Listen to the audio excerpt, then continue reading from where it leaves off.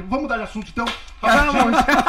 Eu quero falar sobre meus bebês. Vamos falar, então. Você Doida para falar sobre minha experiência. A pastora Silvia Pinto, ela vai falar grávida em outro país, longe da família. E agora? Acontece todo dia, né? E agora? Toda hora tem alguém que tá grávida. E não fala inglês. E não fala inglês. E não tem sabe seguro. E não tem seguro de saúde. Ai, pastora. E aí vai fazer o quê, né? Como que isso funciona? E quando eu quero dar voltar um pouquinho a história, porque eu tive a minha primeira filha no Brasil e ela nasceu de parto de cesárea.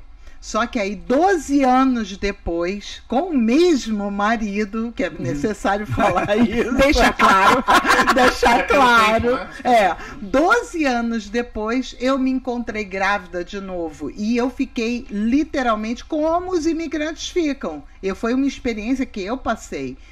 E eu falei, meu Deus do céu, nessa época nós morávamos em Connecticut, eu trabalhava em Manhattan, e aí eu falei, meu Deus, agora minha vida tá bagunçada, virou de cabeça para baixo, porque vai vir essa criança, eu tenho que agradecer a Deus, mas ao mesmo tempo, como que é isso, como que não é e tal, e lá veio o Joshua.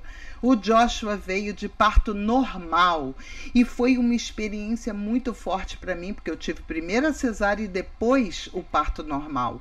Porque depois de 10 anos já podia, isso aconteceu, né? Já podia. Enfim, passei por essa experiência e fiquei muito assim impactada, né? Tudo bem, foi tudo tranquilo e tal. Depois o Senhor nos chamou para o ministério, viemos para Orlando e ao chegarmos aqui, para que possam entender por que eu trabalhava em Manhattan, porque toda a minha vida eu trabalhei no ambiente corporativo. Então eu trabalhava em grandes companhias, né? E fazia aquele negócio todo. Nunca gostei de hospital, nunca gostei de sangue, nem agulha, pelo amor de Deus, me deixa longe de tudo isso. Aí chego aqui, eu no ministério, começam a aparecer as necessidades. Aí vem aquilo que a gente sempre fala, não adianta você procurar uma igreja que seja uma igreja informativa. Nós precisamos, as pessoas precisam de uma igreja formativa. Porque a informativa você ouve, aí você pergunta, o que você aprendeu? Mas não vive. Nada, não vive nada, não vive.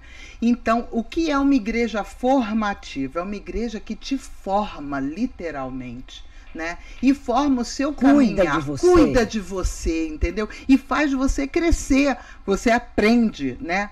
E nessa caminhada, eu falei com o Senhor, eu falei, Senhor, isso não, aí já é demais para minha cabeça, não dá para eu ir para o hospital na hora. Eu engravidei, eu preciso de alguém lá comigo, lá no hospital, na hora que eu estiver tendo neném. Eu falei, não, aí não. Não vai dar, porque isso aí não é possível. As meninas engravidaram todas de uma vez. Tinha assim umas 6 grávidas de uma vez. Chegaram e falaram, e ainda tinha uma que não era da igreja, que começou... Eu preciso de ajuda. Eu falei, ok, beleza, então vamos lá. Eu falei, Senhor, tu me capacita aí, porque... Pastora, imagina eu que nunca tive filho, nunca casei. Misericórdia. Não, mas pastora Silvia, eu preciso dizer que você é um exemplo para mim nisso, porque você já tá em 40, não sei quanto parto, eu só tô no 19. Também. Você sabe que você me encorajou, pastora? Eu e o Paulo estamos se olhando assim. Que isso? Você me encorajou a acompanhá-las. Menino, olha, eu vou falar. Eu, quando comecei a fazer isso, eu não sabia no que eu estava me metendo. Vai fazer o quê? Explica para nós. Que eu tô... Acompanhar. A gente ajuda. Entrar. Quantos você já foi? 45 partos. Lá no quarto, segurando a mão da pessoa. Entrar. E falar, não é só segurar a mão, mas é, primeiro, interceder. Porque naquele momento, muitas pessoas pensam que, eu vou ter um filho, é a coisa mais simples do mundo. Não, não é. Você está correndo risco de vida e a criança está correndo risco de vida. É momento sério da vida, não é uma momento brincadeira. Sério. Pode ser que, né? Pode ser. Eu só acompanhei 19, viu? Olha o meu caminho ainda para chegar até você. Eu não quero chegar lá, não, viu, pastor? Eu tô lá. Eu quero. Gente, eu só acompanhei 3, gente, que são os meus filhos. A gente vai ficar por aqui, né, Paulo? Acho que... Sem brincadeira nenhuma. Eu já tive tudo quanto foi de experiência, tudo não, ainda tem algumas que eu preciso passar, que é tipo assim, gêmeos, eu já tenho orado. Ah, Senhor, eu queria. Traz uma grávida de gêmeos para eu ajudar. Que lindo, que lindo. Mas eu já passei por momentos maravilhosos e momentos bem muito tristes. difíceis, né? Onde o bebê nasceu e com 24 horas o bebê faleceu. E na hora que o bebê estava falecendo, a mãe desmaiou, o pai desmaiou e eles pegaram e botaram o bebê no meu colo. Então o bebê faleceu no meu colo. Ai, Jesus. Entendeu? Então, assim, são experiências difíceis São. que a pessoa... Esse casal, por exemplo, estava longe da família deles. Não tinha ninguém da família deles por perto. Tinha que ter alguém. Deus levantou a minha vida, assim como pode levantar a vida de cada um aqui. Entendeu? Por quê? Porque há a necessidade. Quando existe a necessidade, Deus é maravilhoso, Ele se levanta e Ele traz a provisão, né? Então, a importância de você desenvolver vínculos. Exatamente. É o meu tema. Exatamente. Tudo isso, todos esses temas, eles são intrinsecamente ligados. Quando você para olhar, você vê que tudo isso faz parte de um plano de Deus, né? Esteja você aqui que está nos ouvindo, né? Esteja aqui ou esteja em outra parte do mundo, onde você estiver, você sabe que quando você se chega para o Senhor Jesus, Ele vai providenciar pessoas que aos olhos de muitos não estão qualificados. Eu certamente nunca me senti e nem fui uma doula, né? Uma doula. Eu nunca. E já teve médicas que chegaram para mim e falaram: o que você está fazendo aqui? Você é doula? Eu falar: não, eu sou pastora. Eu sou pastor. Oi? Exatamente. Você é o quê? Pastora? Para mim como também. Assim? Porque assim, eu sei ler os monitores, eu sei ver o que está acontecendo. Quando eu começo a ver o movimento de como que está indo o processo, a gente acostuma, né? aprende isso. A gente vai aprendendo e a gente vai dizendo, ó, falta isso, falta aquilo. Já teve parto de eu chegar para a enfermeira, puxar a enfermeira do lado e falar assim: vai chamar a médica agora. Não, eu sei o que eu estou falando. Eu falei: vai chamar. Se você não for chamar, eu vou chegar ali naquele corredor e eu vou gritar. Porque a médica precisa vir. E realmente, quando a médica chegou, ela falou: poxa, por que você demorou tanto para chamar? Porque teve que puxar a criança com forceps. Então deixa eu voltar aqui, que nós passamos um pouco do... Tá. Vai lá, mas vamos voltar. Quem te procura? Como te procura? Por que procura? Então as mulheres ficam grávidas, vamos voltar. Tá, já entendemos que você é um expert no assunto. As mulheres as mulheres ficam grávidas, aí não sabem o que fazer. Não é que não sabe, até sabe, né? Fica grávida, sabe o que fazer. Mas não sabe inglês muitas vezes, não sabe como fazer, que dizem que o hospital é ridículo de caro, eu não sei como que eu faço, vou pro hospital, não vou, daí eles procuram mais as igrejas, é mais ou menos isso. Exatamente. Eles precisam de um auxílio, de onde fazer pré-natal, de onde poder ter atendimento, e aí a gente já começa já lá no processo da gravidez. Isso é uma coisa que todos nós fazemos, as igrejas todas, não é privilégio só desses aqui. Não. As igrejas brasileiras, aí entra a história, as igrejas brasileiras têm um entendimento sobre o que significa ser um imigrante, uma imigrante, numa situação dessa. Como é que você vai agir? Se você não forma os vínculos, se você não se adapta à sua realidade aqui, quer viver como se fosse no Brasil, que você não conhece o seu vizinho, porque você vai poder fazer tudo sozinho, aqui você precisa se ajustar. Essas pessoas vêm para as igrejas, elas pedem ajuda e no momento que elas se abrem para ajuda, a gente pode ajudar. Vou fazer uma pergunta bem delicada. Essas pessoas que precisam, que não têm condições financeiras, como que elas fazem em relação ao pré-natal, parto, essas coisas? Elas ficam devendo? Existe alguém que ajuda? Ou vai lá na cara de pau, seja o que Deus quiser, e a conta vem e depois se vira? Paulo, as coisas estão mudando aqui da mesma velocidade que a tecnologia move. Antigamente era uma coisa, hoje em dia já é outra.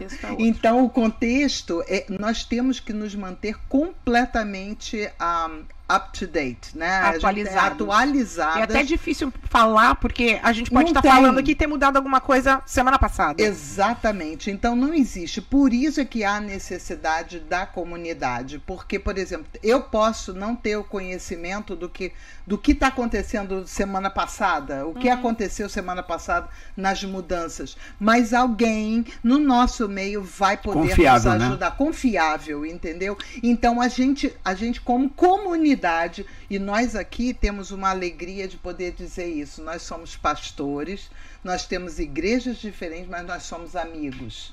Nós somos amigos e nós trocamos informação. Então existe uma fórmula mágica. Se eu não tenho dinheiro, eu vou lá procurar a pastora Silvia. Não faz isso não. Vai lá, galera. Não, hein? Segura a onda aí. Pra vocês. DM pra ela. Vai lá. Segura a onda aí. Pastora, mas há um detalhe nessa pergunta do Paulo. É que o pastor, a gente vai com a pessoa. Recentemente chegou uma mulher, ficou grávida, sem condições nenhuma. Nem lugar de morar direito tinham. Então, o que nós fazemos? Ou eu, ou então alguém delegado por mim, acompanha essa mulher em todos os passos e os processos. Vamos buscando. Batendo nas portas. Batendo nas portas, como a pastora. Procurando informação. Procurando informações e ajudando. E vamos com a mulher, porque ela não sabe nem se falar. Se mexer, né? Aqui. Não. Agora, acho uma coisa relevante disso, pastora, só dando adendo, é o que a pastora Silvia falou. Esse tipo de serviço pastoral é uma coisa especificamente de brasileiros. Imigrantes.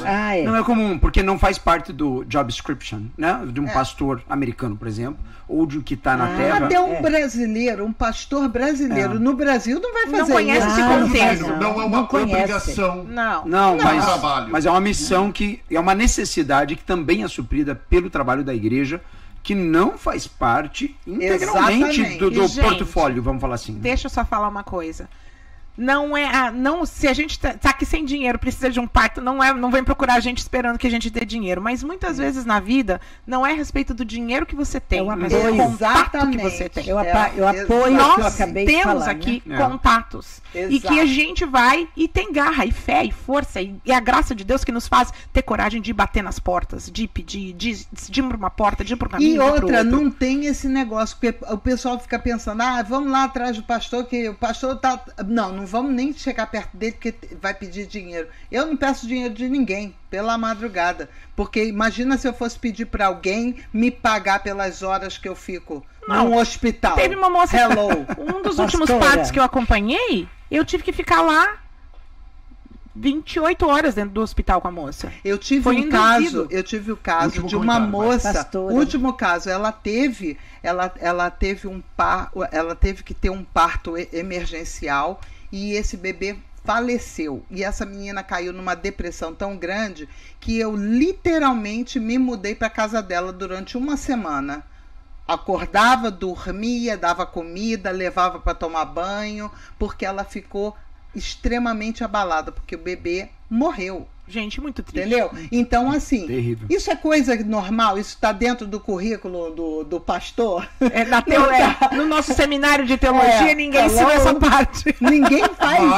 Mas, como cada um de nós representamos o Senhor, exatamente. Tudo está dentro dos Então, muitas coisas. Então, quando a gente fala que nós servimos a comunidade, nós literalmente servimos. E eu posso falar isso no plural, porque todos nós fazemos isso. E não precisa ser pastor para você servir ou ajudar ninguém. Exato. Não. E a ideia é formarmos pessoas que possam fazer, como a pastora falou. Eu, por exemplo, lá na nossa igreja, nós temos duas que já participaram de vários partos, e eu falei com elas, quando começou, eu expliquei para elas como funcionavam os monitores, e elas aprenderam e serviram, e já ajudaram outras pessoas, porque é o que a gente tem que fazer.